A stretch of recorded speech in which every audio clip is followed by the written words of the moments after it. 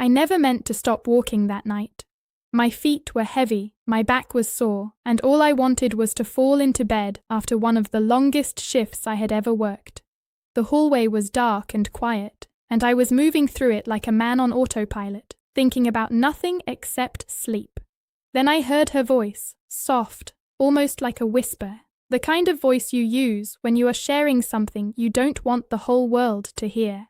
She said my name, Brian, and something about the way it left her mouth made every muscle in my body freeze completely. I pressed my back against the cold wall and just stood there in the dark, not breathing, not moving, just listening.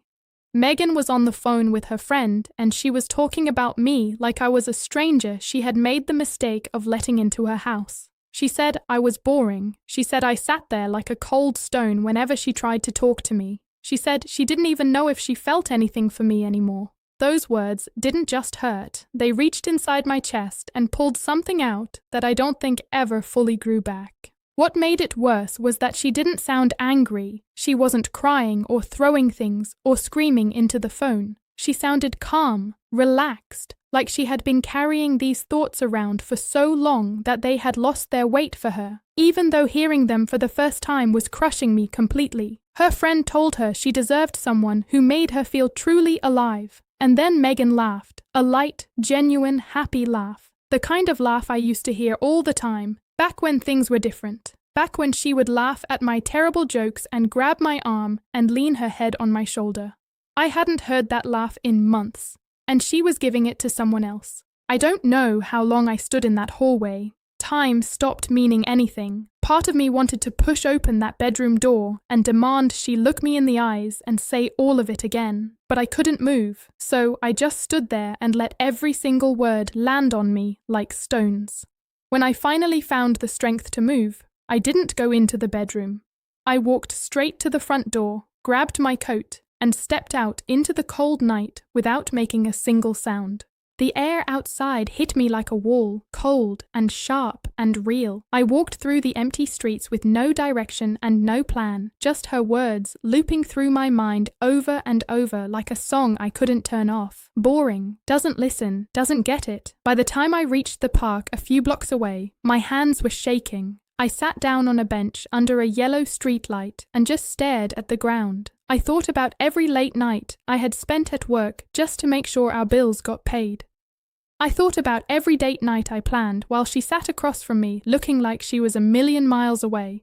I thought about every time I had asked her if she was doing okay, and she had given me a short, quiet answer that I told myself meant everything was fine. I had believed her, I had trusted her, and all that time she was carrying something heavy and choosing to give it to anyone except me. When I finally walked back into the house, it was almost midnight and everything was still. Megan was sitting on the sofa with her phone in her hand. When she looked up and saw me, something moved across her face. Surprise first, then something close to guilt. She asked me where I had been. I hung up my coat slowly and didn't answer right away. She asked again. I turned and looked her right in the eyes and told her quietly that I had heard her. Just those 4 words. The color drained out of her face immediately. She tried to tell me she was just venting. She said everyone complains to their friends sometimes, and it didn't mean anything serious. I stopped her right there. I asked her if venting meant imagining what it would feel like to pack up and leave. I asked her why she could open up to a friend on the phone but couldn't say a single honest word to the man sitting right next to her every single day. She told me I didn't understand. She said she had tried to reach me, but I was always tired, always somewhere else in my head, always too buried in work and exhaustion to actually see her. She said living with me had started to feel like living with a ghost. Those words cut deep.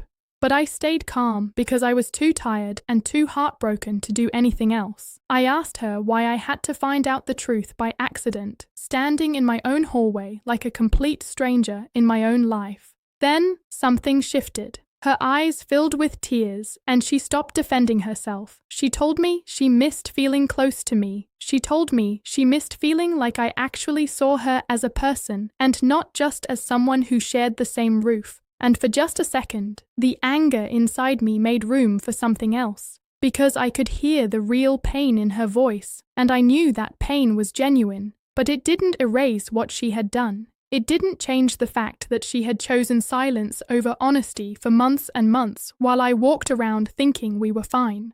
I told her that I wasn't sure what hurt more, knowing how she felt about me or knowing she didn't trust me enough to just say it. She started to cry, real tears running down her face, and she asked me what she could do because she didn't want to lose what we had built together. I sat down and put my face in my hands. I told her I didn't have a single answer. I told her that something inside me had broken that night and I honestly didn't know if it could be fixed. She begged me. She said she didn't care if we had to start completely over from the beginning. She just wanted us to find our way back to each other.